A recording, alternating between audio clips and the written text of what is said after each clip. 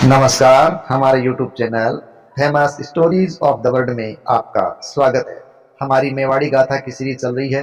इस सीरीज के अंदर हमने पहले वाले इस पार्ट में हमने देखा था कि किस प्रकार महाराणा सांगा की दिलचस्प कहानी बनती है शासक बनने की, और उसके बाद उसके आसपास के क्षेत्र किस प्रकार से उसका मुकाबला महाराणा सांगा को करना पड़ता है। और इसी कड़ी के अंदर ये आगे की दिलचस्प कहानी है कि सांगा के जीवन के संघर्षों की गाथा। तो चलिए सुनते हैं सांगा के जीवन की संघर्ष गाथा, योद्धा पुरुष, वीर पुरुष, सैनिकों के भग्नावशेष की गाथा, जो आपको रोमांचित कर देगी। और हमारा इसी प्रकार आप चैनल सब्सक्राइब करें, लाइक करें, और इसी के साथ स्टोरी की शुरुआत। देखिए, महाराणा सांगा और दिल्ली सल्तनत के बारे में अपन कर रहे हैं। इससे पहले हम सांगा जब शासक बने थे उस समय की स्थितियां देख चुके हैं, मालवा के साथ और उसका गुजरात के साथ क्या रिलेशन था वो हमने देखा था। अब इस वीडियो के अंदर हम महाराणा सांगा और दिल्ली सल्तनत के साथ उसके संबंधों की चर्चा करेंगे।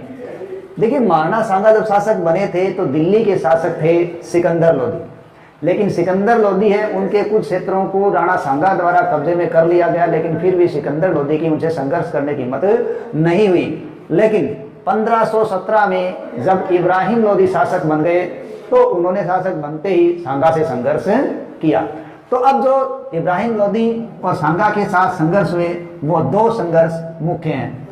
पहला संघर्ष है खातौली का युद्ध। इस खातौली के अंदर 1517 में सांगा और इब्राहिम लोधी का संघर्ष हुआ और इसमें इब्राहिम लोधी को हार कर भागना पड़ा, लेकिन उसका एक शहजादा है वो सांगा द्वारा कैद कर लिया गया। लेकिन इस खातौली के युद्ध के अंदर सांगा का बायां हाथ और तीर लगने से एक घुटना बेकार हो गया। इस प्रकार सांगा इस युद्ध के अंदर अपना एक हाथ खो चुके थे और घुटने के तीर लगने के कारण वो लंगड़े हो चुके थे। तो ये घटना किस युद्ध की है? खातौली के युद्ध की। इब्राहिम लोधी अपनी हार को नहीं भूले थे, इसलिए उन्होंने अगले ही साल दूसरा युद्ध किया, बाड़ी का युद्ध। बाड़ी धौलपुर है, ठीक है। तो बाड़ी धौलपुर का युद्ध 1518 में हुआ।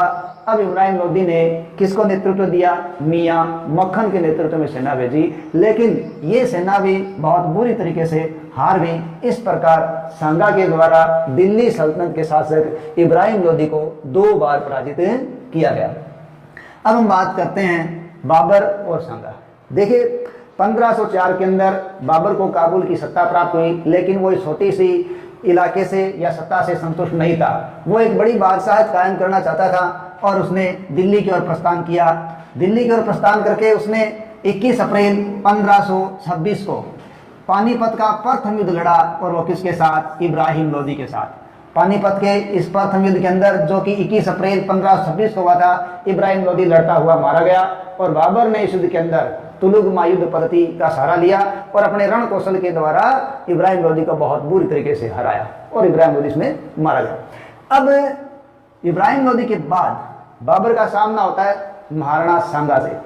अब महाराणा सांगा से बाबर का संघर्ष हो, इसके मूलभूत कारणों के अंदर हम देखें तो कई कारण बताए जाते हैं। हम एक एक करके इन कारणों के बारे में थोड़ी चर्चा करते हैं। सबसे पहला कारण बताया जाता है सांगा पर वचन भंग का आरोप लगाना। देखिए, बाबर की रचना है तुजुक ए बाबरी। ये रचना बाबर की चगताई तुर्की में लिखी गई है और वो खुद की आत्मकथा है। उसमें बाबर ने लिखा है कि राणा सांगा ने मुझे इब्राहिम लोधी से संघर्ष करने के लिए आमंत्रित किया और उन्होंने कहा था कि वो आगरा की तरफ से प्रस्थान करेंगे, आप दिल्ली आ जाइए। इस प्रकार दोनों ने समझौता किया था कि वो इब्राहिम लोधी से संघर्ष करें। लेकिन बाबर है वो दिल्ली आ गया। पानीपत के संघर्ष के अंदर उन्होंने इब्राहिम लोधी को हरा भी दिया और उसके बाद उन्होंने आगरा पर भी कब्जा कर लिया, लेकिन राणा सांगा वादे के मुताबिक कहीं नहीं आया, इसलिए बाबर उससे नाराज था। हालांकि राजस्थान के राजपूत इतिहासकार हैं वो ये मानते हैं कि ये बात गलत है। क्यों? कि इब्राहिम लोधी को जब 2 बार सांगा द्वारा हरा दिया गया था तो उसे दूसरे को बुलाकर उसे फिर हराने की नौबत नहीं आनी चाहिए थी, इसलिए उसने ऐसा गलत आरोप लगाया हुआ। लेकिन चूंकि तुजुक ए बाबरी उसकी आत्मकथा है और इतिहास का आत्मकथाओं को गलत नजरिए से नहीं देखते, इसलिए इसमें संशय की नौबत है। अगली हम बात करें तो महत्वाकांक्षा का टकराव।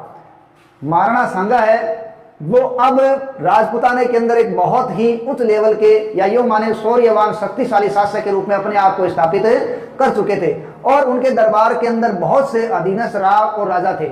हिंदू पद की उन्हें पदवी दे रखी थी। इस प्रकार सांगा वो भी अब दिल्ली सत्ता को प्राप्त करने के प्रयास में थे, और चूंकि वो इब्राहिम लोदी को हरा चुके थे तो ये माना जा सकता था कि अब दिल्ली पर सत्ता स्थापित करने के लायक सांगा है। चूंकि अब बाबर का यहाँ आगमन हो गया, इसलिए दोनों की महत्वाकांक्षा में टकराव जरूर था, क्योंकि बाबर को भी ये मालूम हो चुका था कि जब तक सांगा को नहीं हराया जाएगा तब तक राजपूताने और राजपूतों पर उसका नियंत्रण नहीं हो पाएगा और दिल्ली पर उसका स्थायित्व भी नहीं हो पाएगा। इस प्रकार वो समझ चुका था कि ये ऐसी स्थिति है जैसे एक म्यान में दो तलवार, अर्थात दोनों उत्तरी भारत के शक्तिशाली योद्धा।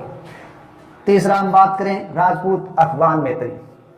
जब इब्राहिम लोदी बाबर से हार चुके या युद्ध में मारे जा चुके तो अफगान भाग के इधर उधर बिखर गए।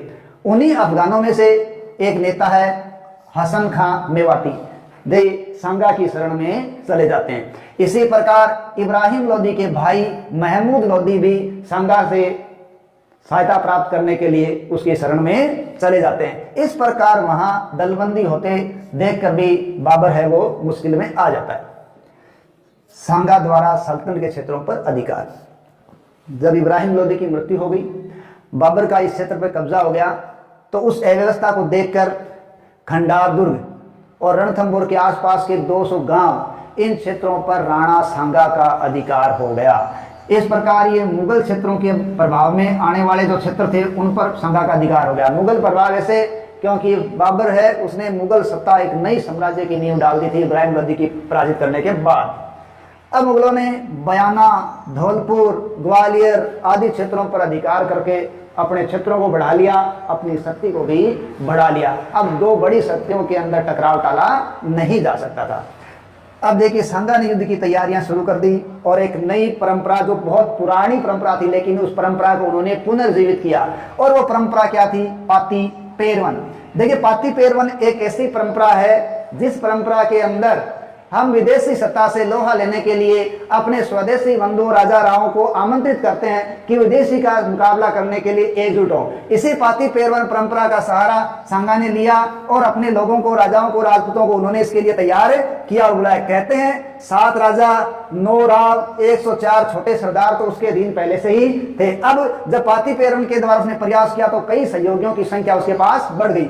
उनमें हसन खां मेवाती, महमूद लोदी, मारवाड़ के मालदेव, अगला है वीरमदेव मेड़तिया, वांगड़ का रावत उदय सिंह, सलूम्बर के रावत रतन सिंह, देवलिया के रावत बाज सिंह, आमेर के पृथ्वीराज, ईडर के भारमल, बीकानेर के कुंवर कल्याणमल, चंदेरी के मेदिनी राय और सादड़ी का झाला अज्जा।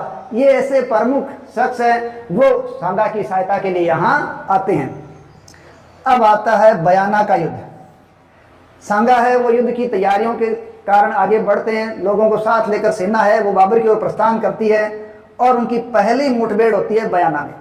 17 फरवरी 1527 को बयाना जब सांगा की सेना पहुंचती है तो बयाना दुर्ग पर उस समय मेहंदी ख्वाजा है वो नियुक्त होते हैं। बाबर है वो बयाना का क्षेत्र है वो मेहंदी ख्वाजा के नेतृत्व में छोड़ जाते हैं।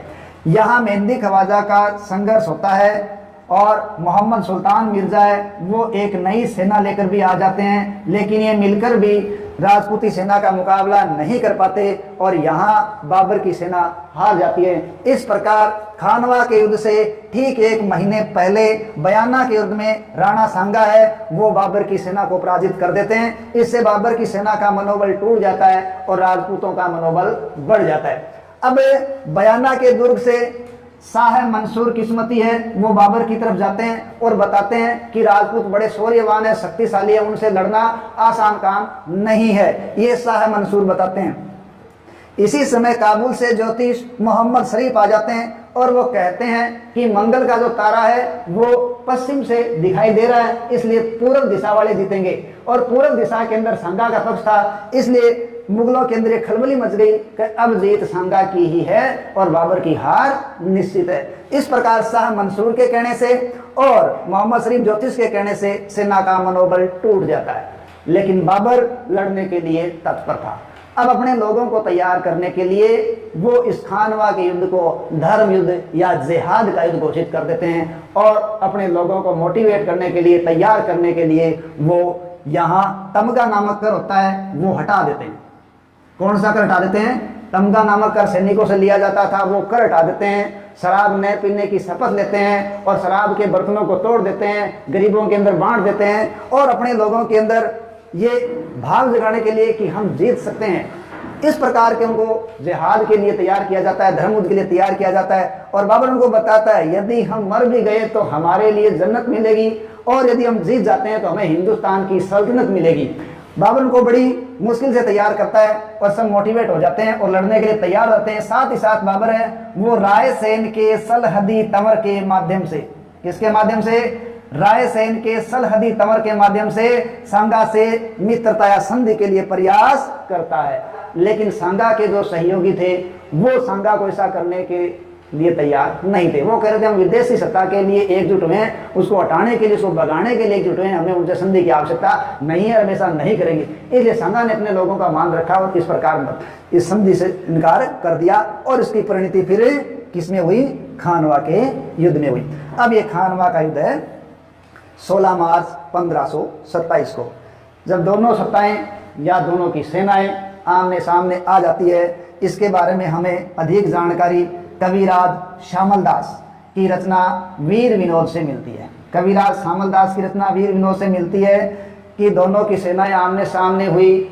महाराणा सांगा है वो अपनी सेना का नेतृत्व करने के लिए हाथी पर बैठे थे, जबकि बाबर है वो सेना के रिजर्व सेना को लेकर बाहर से निर्देशन कर रहा था, जबकि वो घुड़सवारी पर था। जबकि यहाँ सांगा है वो हाथी पर सवार थे, सेना के बीच में थे, हाथी पर होने के कारण वो सबको दिखाई भी दे रहे थे। इसी युद्ध के दौरान सांगा के सिर पर एक तीर लगता है और इस तीर के लगने से वो मूर्छित हो जाते हैं। मूर्छित सांगा को उसके सरदार है वो वहां से ले जाते हैं और सलुम्बर के रावत रतन सिंह को कहा जाता है कि आप युद्ध का नेतृत्व स्वीकार करो। किसको कहा जाता है? सलुम्बर के रावत रतन सिंह को। लेकिन रावत रतन सिंह युद्ध का नेतृत्व करने से मना कर देते हैं। वो कहते हैं कि मेरे वंशज मेवाड़ को छोड़ चुके हैं, इसलिए मैं नेतृत्व नहीं करूंगा, लेकिन जो भी व्यक्ति नेतृत्व करेगा मैं मरने तक उसके साथ रहूंगा, लड़ूंगा, मैं उसका सहयोग करूंगा, चाहे वो कोई भी हो। इसलिए झाला अज्जा को कहा जाता है और झाला अज्जा फिर युद्ध का नेतृत्व करते हैं। वो सांगा के राज के चिन्ह छत्र धारण कर लेते हैं और हाथी पर सवार होकर युद्ध का नेतृत्व करते हैं और तब तक संघर्ष करते हैं जब तक वो अंत न हो जाए। इस प्रकार झाला अज्जा युद्ध का नेतृत्व संभालते हैं। अब घायल सांगा को मैदान से बसवा ले जाया जाता है। बसवा दौसा का क्षेत्र है।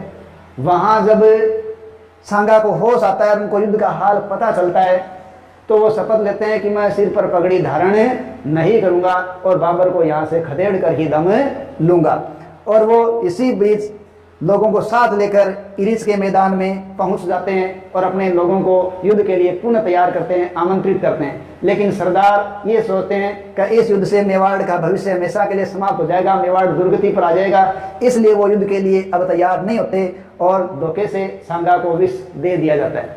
अब विष देकर जब सांगा आगे बढ़ते हैं तो कालपी में विष का प्रभाव हो जाता है और कालपी में 30 जनवरी 1528 को सांगा की मृत्यु हो जाती है। ठीक है, इस प्रकार घायल सांगा को क्षेत्र से लाया कहा जाता है, बसवा लाया जाता है। उनकी मृत्यु कहाँ होती है? कालपी में होती है। अब उनका दाह संस्कार करने के लिए उनको मांडलगढ़ भीलवाड़ा लाया जाता है, वहीं दाह संस्कार किया जाता है और वहीं पर उनकी समाधि बनी हुई है। जब घायल सांगा का अंत हुआ तब उनके शरीर पर 80 घाव थे, इसलिए उनको सैनिकों का भग्नावशेष कहा गया है। वो युद्ध के अंदर अपना एक हाथ, एक पांव, आंख ये पहले ही गंवा चुके थे। उनके शरीर का शायद कोई भी ऐसा हिस्सा नहीं था जिस पर घायल होने के निशान न हो, इसलिए वो वास्तव में एक योद्धा पुरुष थे। बाबर ने इस युद्ध के बाद गाजी की उपाधि धारण की और इस युद्ध के साथ ही बाबर के द्वारा मुगल सत्ता उत्तरी भारत के अंदर पूरी तरीके से स्थापित